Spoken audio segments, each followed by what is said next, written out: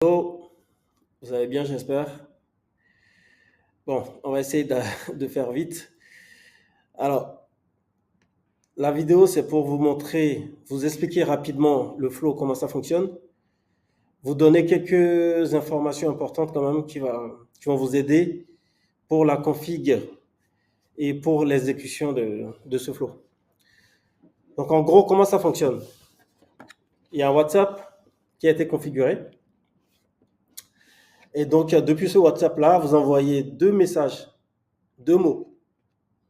Ouais. Je dirais un mot qui représente la ville et un autre mot qui représente le business que vous voulez prospecter. Ok. Par exemple, Paris, chocolatier, Marseille, coiffeur, etc., etc.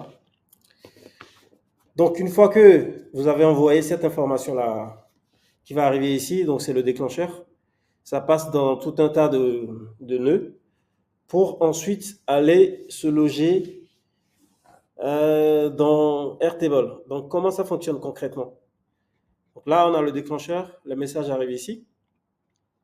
Ensuite, on a un nœud code pour récupérer la ville à part et ensuite le, le secteur ou l'activité à part. Après, j'ai mis un petit configurateur pour signer les messages, je vous montrerai. Et il y a un outil que j'utilise pour faire le scrapping qui s'appelle SERP API. Donc, c'est un outil qui fait du scrapping sur Google Maps, pour être plus précis. Et juste après ça, on fait ce qu'on appelle l'itération. Donc, comme Google va envoyer plusieurs entreprises, donc on met un code pour itérer. Première entreprise, on récupère toutes les informations qu'il faut. Deuxième entreprise, on récupère. Troisième entreprise, on récupère, etc., etc. Donc, après ça, la data qui est récupérée, c'est une data brute avec plein d'informations. Donc, ce qu'on fait, c'est qu'on nettoie cette data-là. Donc, en fait, ces deux blocs-là qui sont ici servent à nettoyer la data. Et après, j'ai rajouté un if condition. Un if condition, c'est quoi? C'est pour dire, OK, telle entreprise n'a pas mis son numéro de téléphone, n'a pas de photo, n'a pas de site internet. Donc, c'est une entreprise qu'on doit attaquer, qu'on doit prospecter plutôt, avec ces informations-là qu'on a. Donc, en fait, c'est une sorte de tri. Okay. Après, on envoie toutes les informations à OpenAI. Et OpenAI va analyser et rédiger des notes. Donc, ça va rédiger un icebreaker pour qu'on puisse envoyer ça au prospect. Ça va rédiger un diagnostic de son analyse, tu vois. Et ensuite, une opportunité. Donc, de par ce diagnostic-là qui a été fait, quelle opportunité, qu'est-ce qu'on peut proposer à ce prospect-là et le message qu'on peut envoyer au prospect. Et après, on envoie tout ça dans Airtable. Donc, Airtable, c'est la base de données que j'ai voulu utiliser pour ce flow-là. On peut bien utiliser un Notion ou un Google Drive. Okay. Donc, je vais rentrer dans les éléments où il y a besoin de faire des modifications. Seulement dans ces éléments-là. Le reste, il n'y a pas besoin. Vous ne touchez pas. Vous rajoutez juste vos configurations sur ces éléments-là que je vais vous montrer. Et tout le reste va fonctionner. Il n'y aura pas de souci. De toute façon, je vais tester le flow devant vous et vous allez voir que ça fonctionne bien. Donc ici, le déclencheur. En fait, il y a deux façons d'utiliser le déclencheur. Donc il y en a un, c'est manuel. La façon manuelle, c'est quand vous cliquez sur le bouton play qui est là, ou alors vous cliquez sur text flow. Donc si je clique là, ça me dit que c'est un waiting. En gros, ça attend les informations. Il faut juste que j'envoie ces informations-là depuis WhatsApp. Voilà. Dès que j'ai envoyé depuis WhatsApp, ça va marcher. Donc je vais l'arrêter en attendant. Ça, c'est le déclenchement manuel. Mais ça, si vous l'utilisez, ça veut dire qu'à chaque fois, il faudrait que vous veniez ici, cliquer pour démarrer. Et donc, nous, ce qu'on veut, c'est que le système tourne pendant qu'on dort. C'est ce que j'ai mis dans mon post LinkedIn. Et pour ça, il faudrait que vous passiez ce déclencheur-là en mode production. Donc, quand on clique dessus, on a deux URL. Il y a une URL de test, et une autre URL de production. Donc, si on veut passer en production, c'est cette URL-là qu'il faut utiliser. Et quand on est en texte, c'est cette URL qu'il faut utiliser. Vous cliquez dessus, vous copiez. Je vous montrerai à quoi ça va servir tout à l'heure. Donc là, il y a ce travail à faire. Et une fois que vous avez décidé, admettons, de rester en production, il y a encore 2-3 actions à faire. Donc là, vous cliquez sur actif. Ça va vous demander une confirmation. Voilà. Et si vous faites got it, là, vous êtes en production. Et quand on est en production, on perd la vue édition. On n'a que la vue exécution. Donc là, vous aurez vos flux correctement exécutés ou avec une erreur. S'il y a une erreur, vous verrez ici quoi. Donc ça, c'est le mode actif production. Et si on ne veut pas être en mode actif production, on est en mode édition. Et là, on peut voir en fait le flux évoluer, les datas passer dans chaque nœud, etc., etc. Pour l'instant, je vais garder ça en mode texte. Donc du coup, l'URL qu'il faudra utiliser à un moment, ce sera cette URL-là. Donc là, il faut faire ce travail-là. Ici, c'est là où j'ai rajouté une signature, parce que quand les messages sont générés, il y a une signature qui va avec. C'est pas obligatoire, vous pouvez l'enlever. Moi, j'ai mis ça parce que ça m'évite de rajouter sur chaque message, mais c'est pas obligatoire. Donc il y a ça. Ensuite, le SERP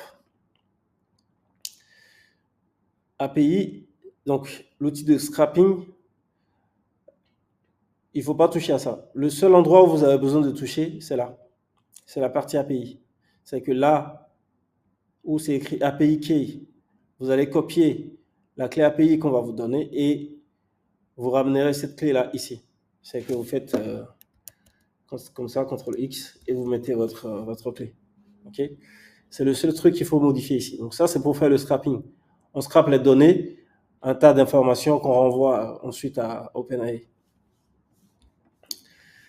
Une fois que c'est fait, il y a ce bouton-là, enfin ce nœud plutôt, qui fait l'itération. Parce que là, on va scraper plusieurs données de plusieurs entreprises.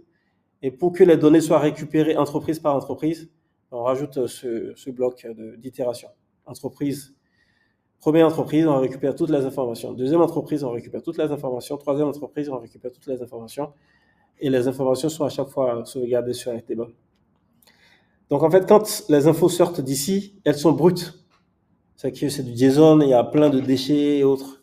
Et en fait, on a rajouté ces deux blocs-là pour les analyser et récupérer les datas dont on a besoin. Et construire ensuite des tables très propres qu'on va ensuite envoyer à OpenAI. Okay, donc, quand les données sortent de ces deux blocs-là, donc en fait, il n'y a pas de modification à faire ici. C'est pour ça que je ne m'attarde pas.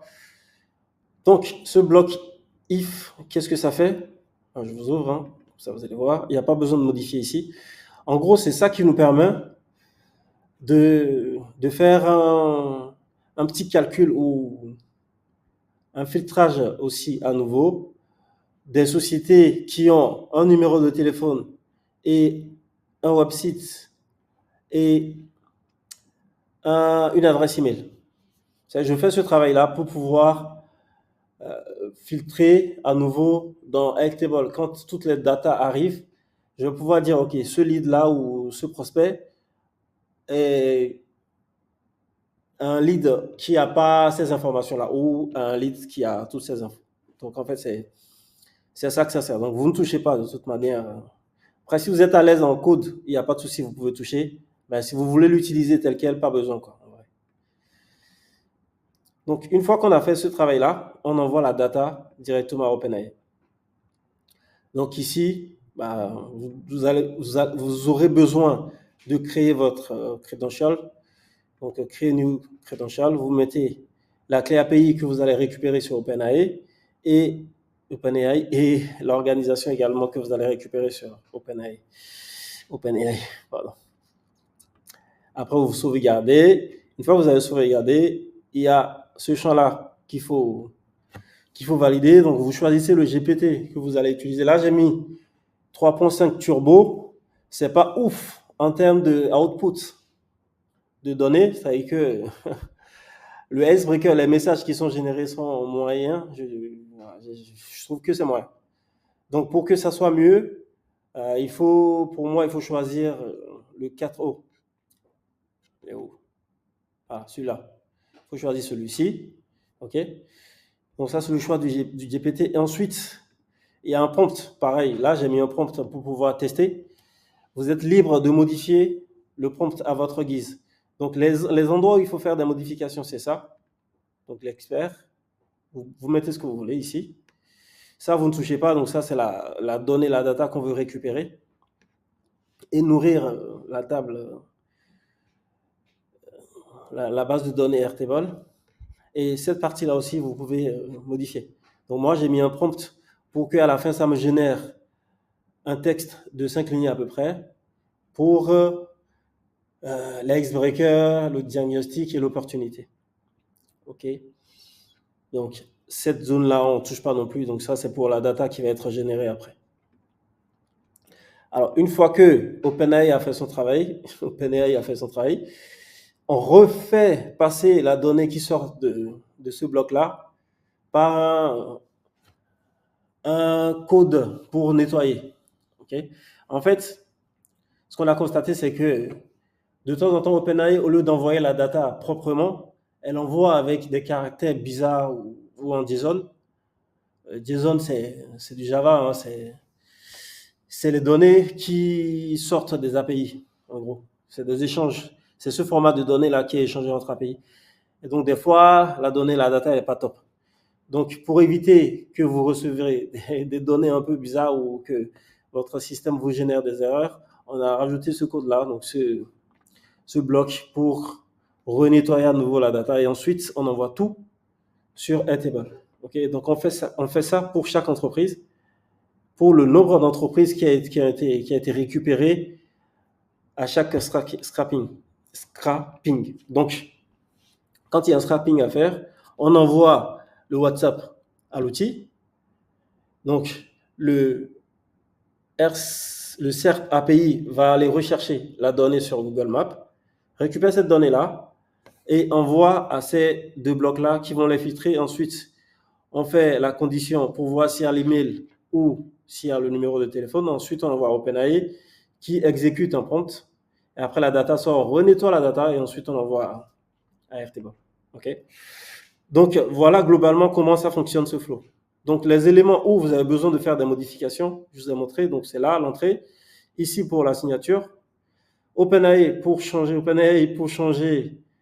le prompt. Et Airtable pour faire du mapping. Je vais vous montrer ça tout à l'heure. Okay? Donc, moi, ce que j'ai fait. Ah oui, ça c'est. Je vais effacer. Hop. Bien, comme ça.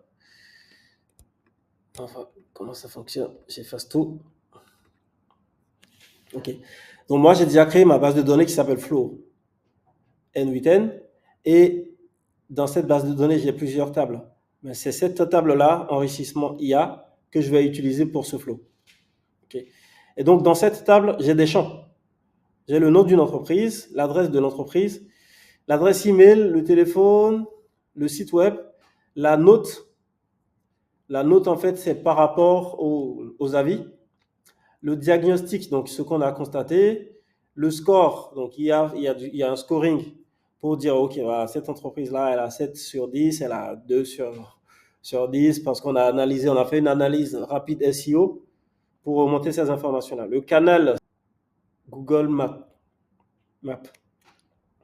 Après, le statut. Le statut, en fait, c'est ce que je disais tout à l'heure. Je ne sais pas, ouais. J'en ai parlé rapidement tout à l'heure. Ça permet de savoir si un lead est qualifié ou pas. Donc, en gros, il y a deux statuts. Donc, il y a un lead qui a été enrichi. L'enrichissement, c'est plus on a retrouvé son adresse email et on a retrouvé un numéro de téléphone. Donc, on l'a enrichi. S'il n'y a rien, bah, ça devient un lead brut. À ce moment-là, il faut peut-être utiliser d'autres outils pour récupérer davantage de données, quoi. Donc, ensuite, il y a l'icebreaker. C'est le message qui a été généré, qui va être envoyé au prospect. L'avis, le nombre d'avis qu'il y a. Sur quelle verticale on va lui envoyer du flux pour que ça morde, quoi, pour que ça soit cohérent. Donc, voilà à quoi ressemble la table dans cette base de données-là. Et c'est cette table-là qu'on va remplir. Alors, tout à l'heure, je disais qu'il faut faire du mapping. Donc, du coup, sur Airtable, pareil, il vous faudra créer votre clé API. Une fois que la clé est créée, vous venez ici.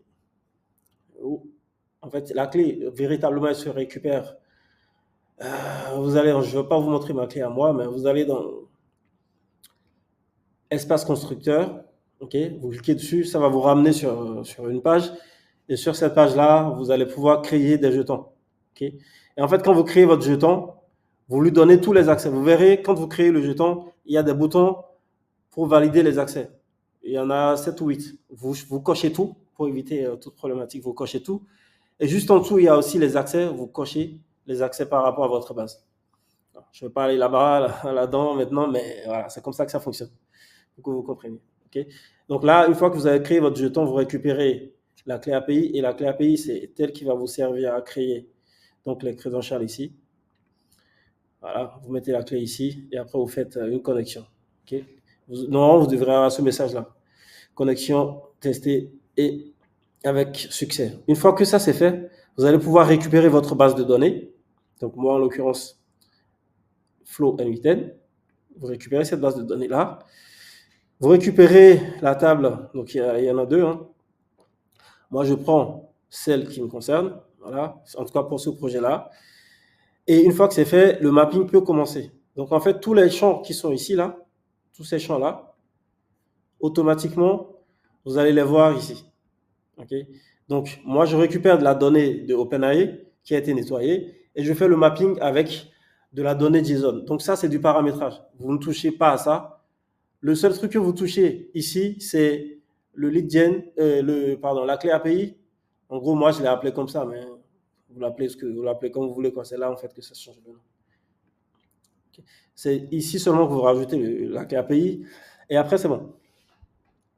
Une fois que ça, c'est fait, on peut lancer notre flow. Mais avant, il faut que je vous parle des deux autres outils. Donc là, on a vu Airtable. L'outil pour le WhatsApp, c'est cet outil-là qui s'appelle Twilio. Twilio, c'est un outil qui permet d'envoyer des messages WhatsApp. En gros, aujourd'hui, il faut savoir que si vous voulez passer par le vrai WhatsApp, il faut que vous créez une app sur Meta avec, c'est tout un tas de trucs. C'est des choses qu'on sait faire, hein. Mais là, pour un flow qui va être utilisé rapidos, il n'y a pas besoin de passer par là. Donc moi, là, j'ai pris cet outil-là qui est gratuit, en tout cas jusqu'à un certain niveau. Vous avez 16 $, je crois, gratuitement. Et avec ça, vous pouvez déjà faire beaucoup, beaucoup, beaucoup de choses. Donc en fait, c'est vous envoyer 2 mots. Ça peut vous tenir peut-être 6 mois, en vrai. C'est 2 mots, donc ça coûte rien du tout, vous voyez. Donc en fait, une fois que vous créez votre compte, ils vont vous demander votre numéro pour une vérification. Vous arriverez sur cette page-là. Ensuite, vous faites Get Phone Number. En fait, ils vont vous attribuer un numéro américain, avec un QR code qui va vous permettre ensuite de lancer WhatsApp. Okay. C'est très simple à faire, hein, c'est pas compliqué du tout. Donc vous suivez la procédure. Maintenant, une fois que vous avez fait ça, comment on fait la communication entre cet outil-là et notre N8N? En fait, ça se passe ici. Vous allez dans Messaging plutôt, Try it out et Send message. Ok. Donc ça va tourner un tout petit peu et ensuite ça va afficher voilà, la sandbox. Donc en fait, moi, c'est le numéro là qu'ils m'ont attribué quand j'ai fait le flow. Donc vous avez le scan pour aller sur WhatsApp. Donc une fois cette étape-là terminée, vous allez là dans l'onglet Sandbox Setting. Okay. Et en fait, c'est là que vous allez ramener l'URL dont je vous parlais ici au déclencheur. Si vous êtes en mode test, cette URL-là, c'est ça qu'il faut mettre ici. Si vous êtes en mode production, ben vous prenez cette URL et vous la mettez ici.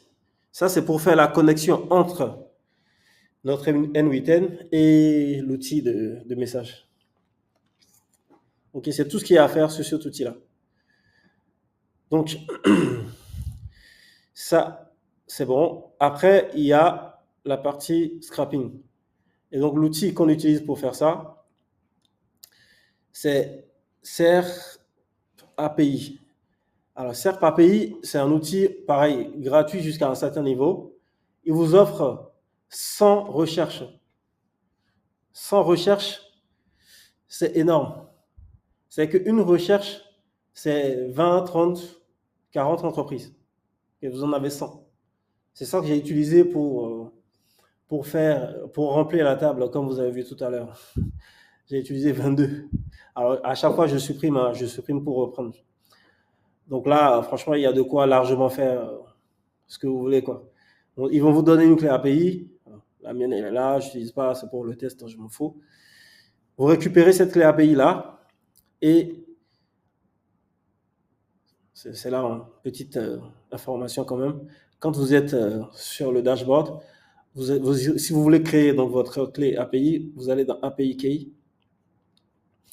Et là, vous pouvez créer votre clé. Là, j'ai déjà créé, donc ça me donne la possibilité de renouveler. C'est ce que je vais faire juste après, après la vidéo, du coup. Et vous récupérez la clé. Ensuite, vous venez ici. Donc, voilà, dans ce bloc-là. Vous pouvez l'ouvrir grandement ici. Et en fait, vous copiez la clé à cet endroit-là, exact. Donc, voilà, vous récupérez votre clé et vous la mettez là. OK? C'est tout. Une fois que vous avez fait ça, votre flow est prêt à envoyer du lourd. Et pour ça, on va aller sur WhatsApp et on va lancer le flow. OK? Let's go. Donc là, le flow n'est pas en écoute. Du coup, ce que je vais faire, c'est que je vais cliquer pour que ça soit en écoute. Hop. Là, il est prêt à recevoir de la data. Donc, je reviens ici et je lance. Voilà. Donc, comme tu peux voir, hein, ça avance bien.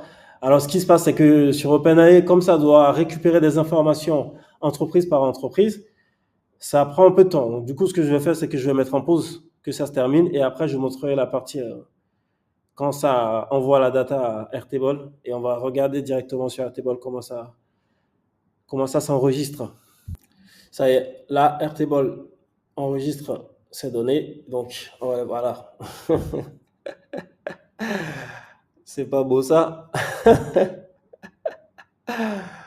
Ah, donc là, ça nous a remonté toutes les boulangeries, en tout cas sur la première liste, la boulangerie qui est à Dijon. Donc, comme je disais, hein, il y a le nom de l'entreprise, l'adresse email, donc là, il n'y en a pas, le numéro de téléphone, le site web, la note basée sur les avis, le diagnostic. Voilà, on va prendre le premier, qu'est-ce que ça dit? Présence web limitée, pardon, avec seulement un lien vers la page Facebook. Bonne note et nombre d'avis satisfaisants, mais manque d'avis récents. Voilà.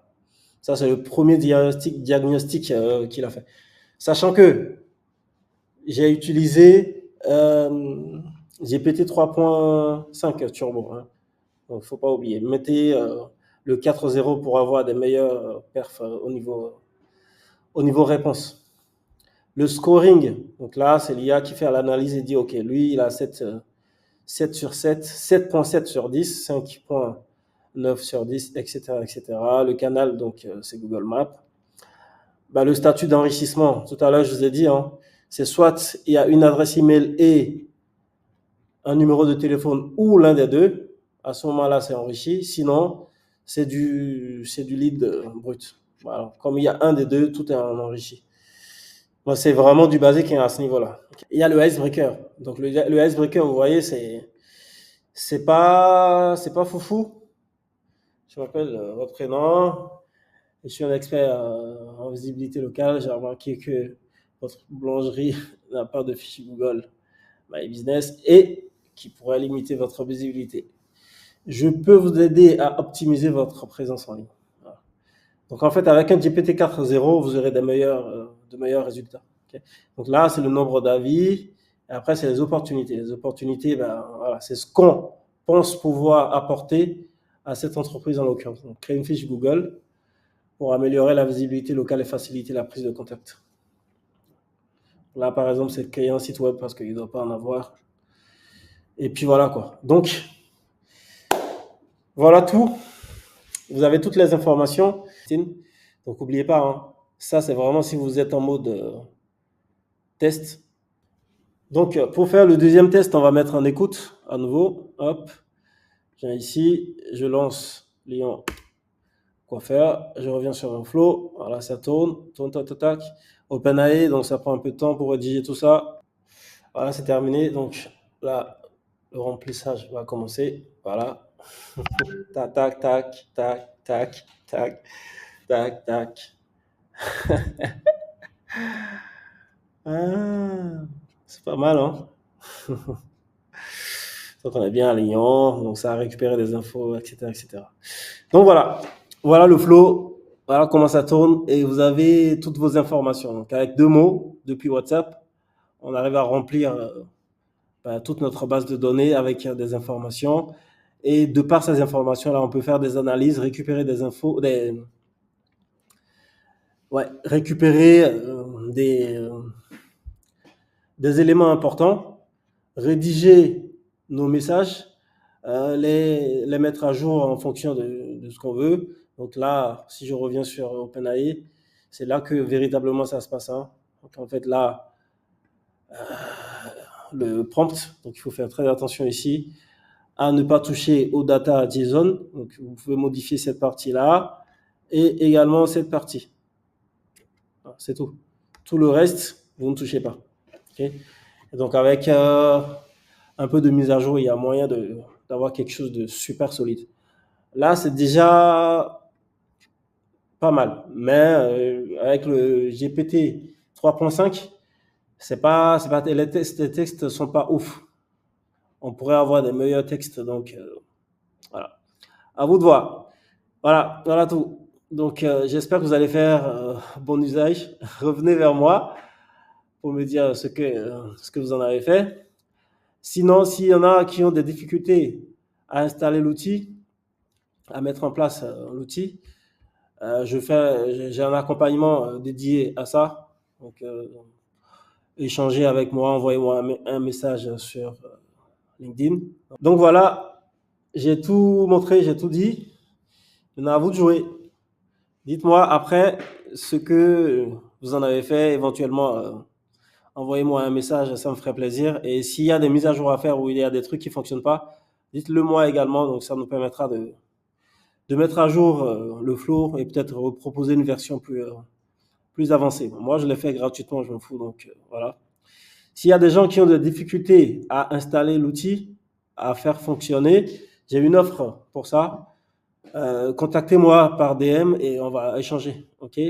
Ou si vous voulez faire évoluer cet outil-là, ça va partir de là et en faire un autre plus costaud. Parce qu'on peut faire l'enrichissement avec des plateformes comme Full Enrich, Apollo et autres. On peut en faire, on peut rajouter des trucs là-dedans. Okay.